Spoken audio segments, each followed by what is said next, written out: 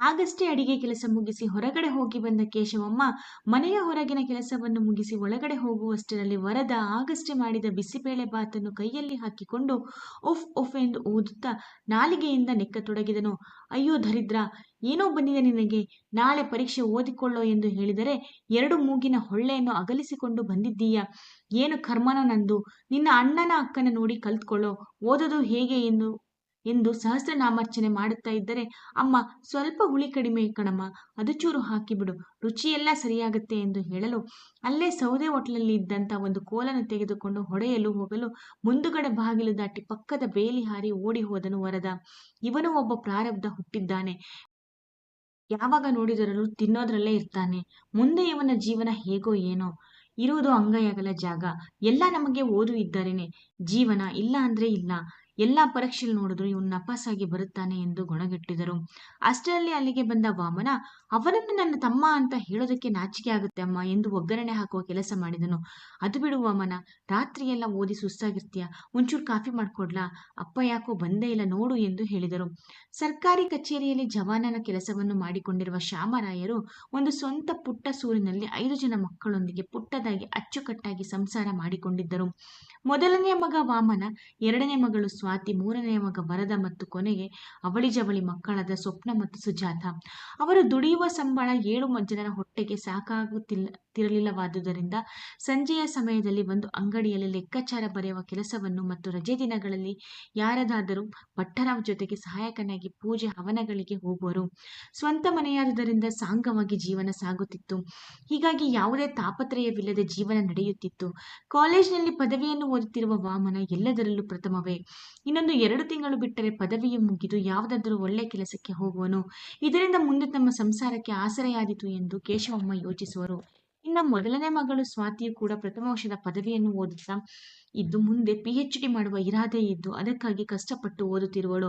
ಮೂರನೆಯವನಾದ ವರದ ಮಾತ್ರ ಈಗಾಗಲೇ ಒಮ್ಮೆ 10ನೇ ತರಗತಿಯಲ್ಲಿ ನಪಾಸಾಗಿದ್ದು ಏನೇ ಸಾಹಸ ಮಾಡಿದರೂ ಕೂಡ ಪಾಸಾಗುವ ಯಾವುದೇ ಲಕ್ಷಣವಿರಲಿಲ್ಲ. ಪುಸ್ತಕವನ್ನು ಹಿಡಿದು ಕುಳಿತರೆ ಅಕ್ಷರಗಳೆಲ್ಲ ಅವನ ಸುತ್ತ ತಿರುಗಿದ ಅನುಭವ. ಯಾವಾಗಲೂ ನಿದಿರೆಯೇ ಬರುವುದು. ಓದುವವನಿಗೆ ತಲೆಗೆ ಹತ್ತುವ ವಿಷಯವಲ್ಲ. ಬಟ್ಟರಿಕೆಯನ್ನಾದರೂ ಇವನು ಕಲಿಯಲಿ ಎಂದು ಕಳುಹಿಸಿದರೆ ಅಲ್ಲೂ ಕೂಡ ಇವನ ದೂರುಗಳೇ. ಶ್ಲೋಕ ಹೇಳುವ ಸಂದರ್ಭದಲ್ಲಿ ಇವನಿಗೆ ಯಾವಾಗಲೂ ತೂಕಡಿಕೆಯೇ. ಕಲಿತದ್ದು ನೆನಪು ಕೂಡ ಉಳಿಯುತ್ತಿರಲಿಲ್ಲ. ಬಟ್ಟರಿಕೆ ಹೇಳಿಕೊಡುವ ಗುರುಗಳು ನನ್ನಿಂದ ಇವನಿಗೆ ಹೇಳಿಕೊಡಲು ಸಾಧ್ಯವಿಲ್ಲ, ದಯವಿಟ್ಟು ನಾಳೆಯಿಂದ ಇವನನ್ನು ಪಾಠಶಾಲೆಗೆ ಕಳುಹಿಸಬೇಡಿ ಎಂದು ಹೇಳಿಯಾಗಿತ್ತು. ಹಾಗೂ ಹೀಗೂ ಸರ್ಕಾರಿ ಶಾಲೆಯಲ್ಲಿ ಒಂದು ಲೆಕ್ಕಕ್ಕೆ ಎಂದು ಹೇಳುವಂತೆ ಹೋಗುತ್ತಾ ಇದ್ದನು. ಇನ್ನು ಕೊನೆಯದಾಗಿ ಅವಳಿ ಮಕ್ಕಳಾದಂತಹ ಸ್ವಪ್ನ ಮತ್ತು ಸುಜಾತ ಓದುವುದರಲ್ಲಿ ತುಂಬಾ ಅಲ್ಲದಿದ್ದರೂ ಸುಮಾರಾಗಿ ಪ್ರಥಮ ದರ್ಜೆಯಲ್ಲಿ ಪಾಸಾಗುತ್ತಾ ಮುಂದೆ ಮುಂದೆ ಶೈಕ್ಷಣಿಕ ತರಗತಿಗೆ ಹೋಗುತ್ತಾ ಇರುವರು. 6ನೇ ತರಗತಿಯಲ್ಲಿ ಓದುತ್ತಾ ಇದ್ದಾರೆ. ಕೇಶವಮ್ಮನಿಗೆ ವಾಮನ ಮತ್ತು ಸ್ವಾತಿ ಎಂದರೆ ಅಚ್ಚುಮೆಚ್ಚು. ಅವರು ಏನು ಹೇಳಿದರೂ ಕೂಡ ತಕ್ಷಣವೇ ಮಾಡಿಕೊಡುವರು.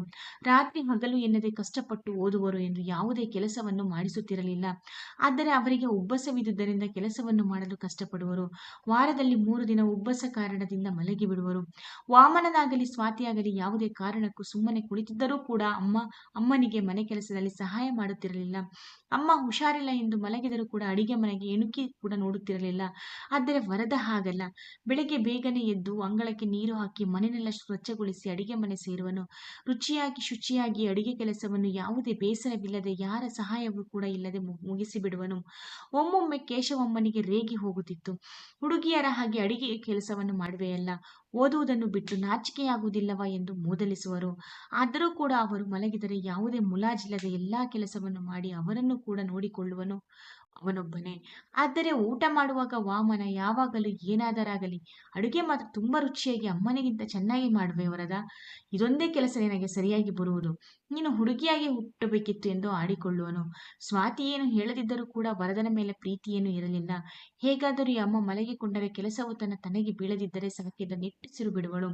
ಶ್ಯಾಮರಾಯರು ಮಾತ್ರ ಸ್ವಾತಿ, ನೀನು ಸ್ವಲ್ಪ ಮನೆ ಕೆಲಸದಲ್ಲಿ ಅಮ್ಮನಿಗೆ ಸಹಾಯವನ್ನು ಮಾಡಿ ಎಂದು ಹೇಳುವುದುಂಟು. ಆದರೆ ನನಗೆ ಓದುವುದಿದೆ ಎಂದು ಸಬೂಬು ಹೇಳಿ ಜಾರಿಕೊಳ್ಳುತ್ತಿದ್ದಳು. ಹೀಗೆ ದಿನಗಳು ಕಳೆಯುತ್ತಿರಲು ಒಂದು ದಿನ ಕಚೇರಿಯಿಂದ ಮನೆಗೆ ಬಂದ ಶ್ಯಾಮರಾಯರು ಎದೆನವ್ವೆಂದು ಹಿಡಿದು ಕುಸಿದವರು ಮತ್ತೆ ಏಳಲೇ ಇಲ್ಲ. ಇದು ಇವರ ಪುಟ್ಟ ಕುಟುಂಬಕ್ಕೆ ಬರಸಿಡಲು ಎರಗಿದಂತಾಯಿತು. ಹೇಗೂ ವಾಮನನ ಪದವಿಯು ಮುಗಿದಿದ್ದರಿಂದ ಅವನ ವಿದ್ಯೆಗೆ ಅನುಸಾರವಾಗಿ ಪ್ರಥಮ ದರ್ಜೆಯ ಗುಮಾಸ್ತಗಿರಿ ಕೆಲಸವೂ ದಕ್ಕಿತು. ಇದರಿಂದ ಕೇಶವಮ್ಮನಿಗೆ ಮನೆ ನಡೆಸುವ ಯಾವುದೇ ತಾಪತ್ರಯವಾಗಲಿಲ್ಲ.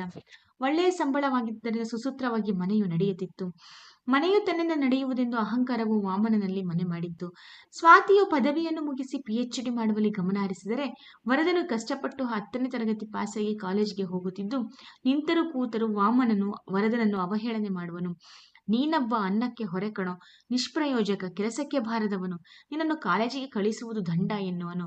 ನೋಡಲು ಕೂಡ ದಡೋತಿ ದೇಹದವನಾಗಿದ್ದ ವರದನು ಯಾವುದಕ್ಕೂ ಕೂಡ ತಲೆಕೆಡಿಸಿಕೊಳ್ಳದೆ ನನಗಲ್ಲ ಎಂಬಂತ ಸುಮ್ಮನೆ ಇದ್ದು ಬಿಡುವನು.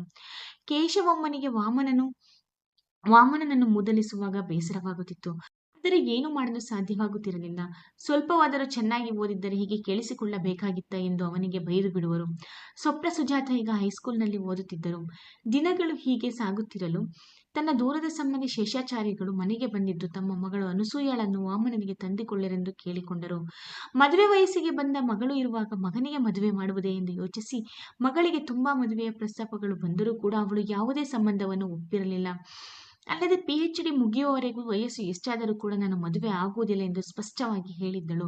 ಹೀಗಾಗಿ ವಾಮನನ ಮದುವೆ ಮಾಡುವುದೆಂದು ತೀರ್ಮಾನಿಸಿ ಅನಸೂಯಳು ವಾಮನನ ಮಡದಿಯಾಗಿ ಇವರ ಮನೆ ತುಂಬಿದಳು.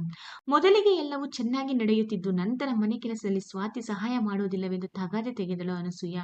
ಸಣ್ಣ ಪುಟ್ಟ ಜಗಳಗಳು ದಿನ ಕಳೆದಂತೆ ದೊಡ್ಡದಾಗುತ್ತಾ ಹೋಯಿತು.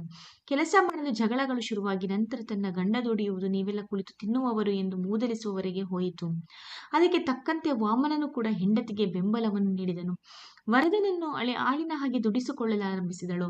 ಮುಂದೆ ಹೊಂದಾಣಿಕೆ ಬರದೆ ವಾಮನನು ಹೆಂಡತಿಯನ್ನು ಕರೆದುಕೊಂಡು ಹೋಗಿ ಬೇರೆ ಮನೆಯನ್ನು ಮಾಡಿದನು.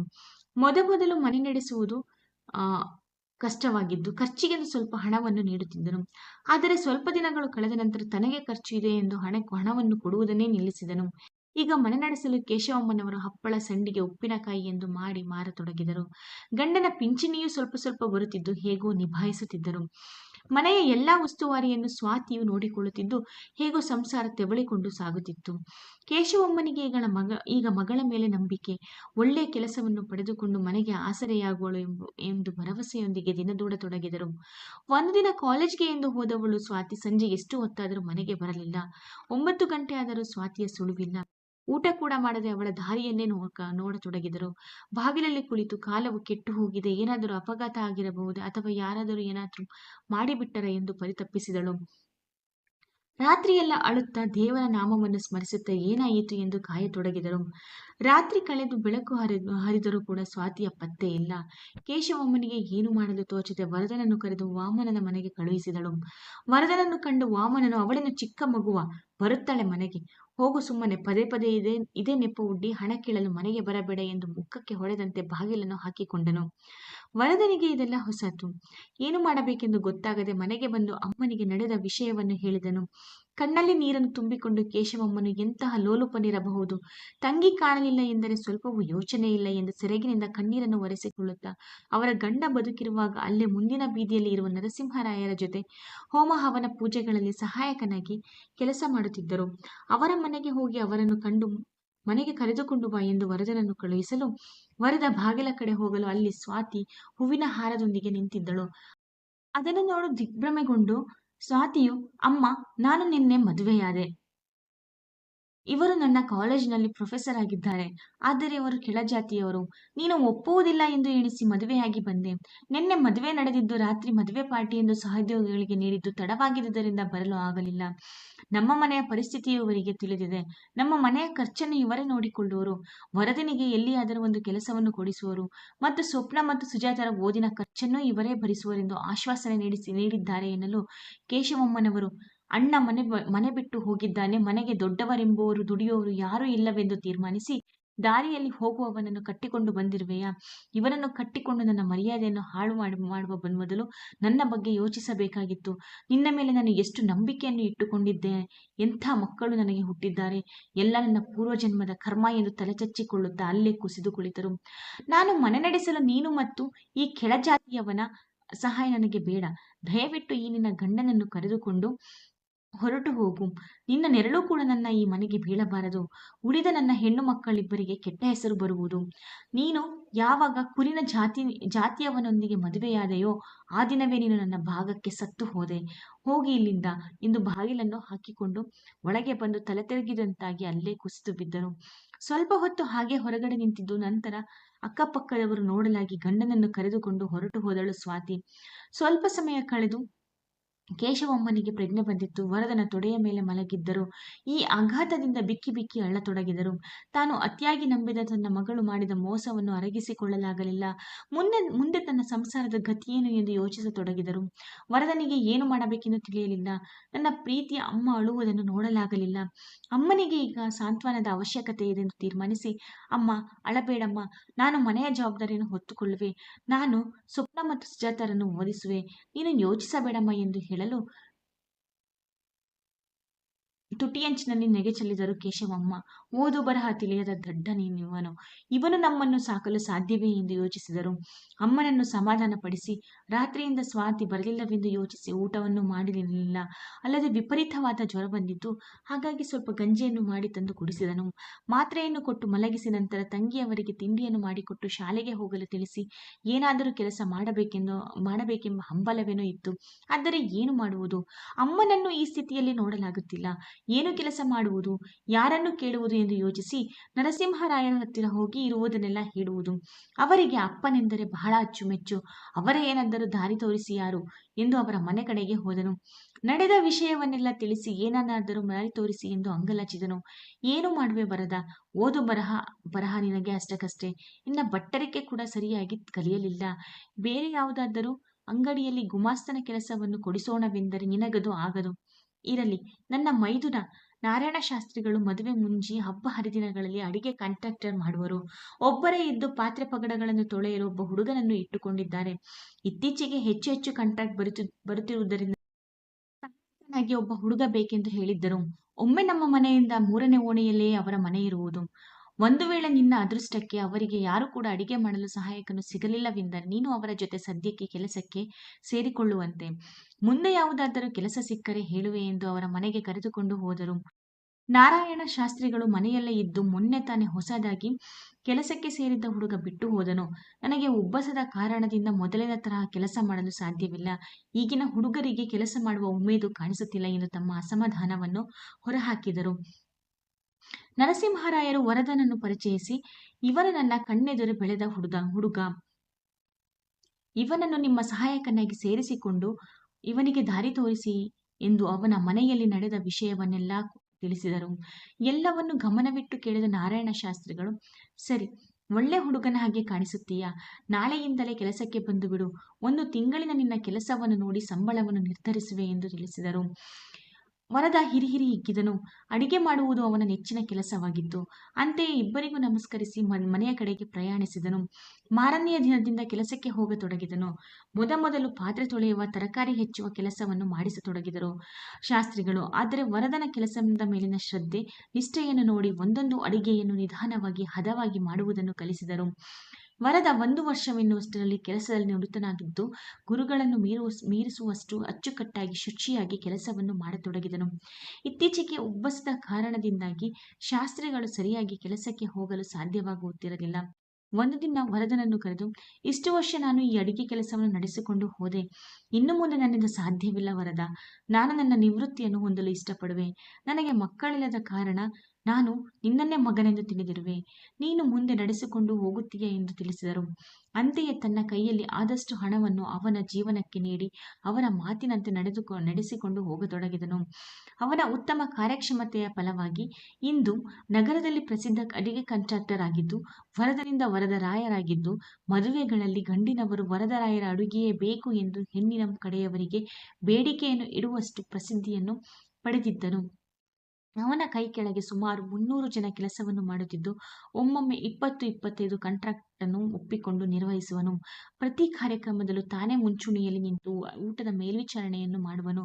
ವರದರಾಯರು ಕೈಕಟ್ಟಿ ನಿಂತುಕೊಂಡು ಕೆಲಸದವರಿಗೆ ಸಾವಕಾಶವಾಗಿ ನಿಧಾನವಾಗಿ ಬಡಿಸಿರೆಂದು ಹೇಳುತ್ತಿದ್ದರೆ, ಊಟ ಮಾಡಿದ ದೊಡ್ಡ ದೊಡ್ಡ ಸರಕಾರಿ ಅಧಿಕಾರಿಗಳೆಲ್ಲ ಬಂದು ಗೌರವಪೂರ್ವಕವಾಗಿ ನಮಿಸುತ್ತಾ ಊಟವನ್ನು ಹೊಗಳುತ್ತಾ ಮಾತನಾಡಿಸಿಕೊಂಡು ಹೋಗುತ್ತಿದ್ದರೆಂದರೆ ಕೇಶವಮ್ಮನಿಗೆ ಮನದಲ್ಲಿ ಏನೋ ಪುಳಕ.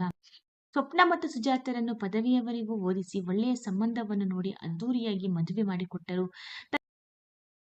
ಕಷ್ಟದ ಸಮಯದಲ್ಲಿ ಕೈ ಹಿಡಿದ ನರಸಿಂಹರಾಯರ ಮಗಳಾದ 2 ಪದವಿಯನ್ನು ಹೊಂದಿದ ಜಮುನಾಳನ್ನು ಕೇಶವಮ್ಮನ ಅಣತಿಯಂತೆ ಕೈ ಹಿಡಿದು ಜೀವನ ಸಂಗಾತಿಯಾಗಿ ಮಾಡಿಕೊಂಡಿದ್ದನು. 2 ಮುದ್ದು ಮಕ್ಕಳ ಮುದ್ದಿನ ತಂದೆಯಾಗಿ ಶ್ರೀಮಂತರು ವಾಸಿಸುವ ಬಡಾವಣೆಯಲ್ಲಿ ಒಂದು ಭವ್ಯವಾದ ಮನೆಯನ್ನು ಕಟ್ಟಿಸಿರುವನು. ಧನಲಕ್ಷ್ಮಿಯು ಅವನ ಮನೆಯಲ್ಲಿ ಸಾವಕಾಶವಾಗಿ ಓಡಾಡಿಕೊಂಡಿದ್ದು ಜಮುನಾಳ ಮನೆಯನ್ನು ಅಚ್ಚುಕಟ್ಟಾಗಿ ನಡೆಸಿಕೊಂಡು ಅತ್ತೆಯನ್ನು ತಾಯಿಯಂತೆ ಸಾಕಲು ಕೇಶವಮ್ಮನು ಅಪ್ಪಿತಪ್ಪಿಯೂ ವರದ ಮತ್ತು ಸ್ವಾತಿಯನ್ನು ನೆನಪಿಸಿಕೊಳ್ಳುವುದಿಲ್ಲ. ಯಾವುದಾದರೂ ಕಾರ್ಯಕ್ರಮದಲ್ಲಿ ನೆಂಟರಿಷ್ಟರ ಓರಗೆ ಅವರು ಸಿಕ್ಕಿದರೆ, ಅಯ್ಯೋ, ಈ ಕಾಲದಲ್ಲಿ ವಿದ್ಯೆ ಹೊಂದಿದ್ದರೆ ಸಾಕಾಗುವುದಿಲ್ಲ, ಬದುಕುವ ಚಾಣಾಕ್ಷತನ ಬೇಕಿದ್ದರೆ ನೋಡಿ, ನಮ್ಮ ವರದನನ್ನು ಓದಿದ್ದು 10ನೇ ತರಗತಿಯಾದರೂ ದೊಡ್ಡ ದೊಡ್ಡ ಅಧಿಕಾರಿಗಳೆಲ್ಲ ಅವನ ಮುಂದೆ ಹೇಗೆ ಕೈಕಟ್ಟಿ ನಿಂತಿರುವರು ಎಂದು ಎಡೆಬಿಡದೆ ಹೊಗಳುವರು.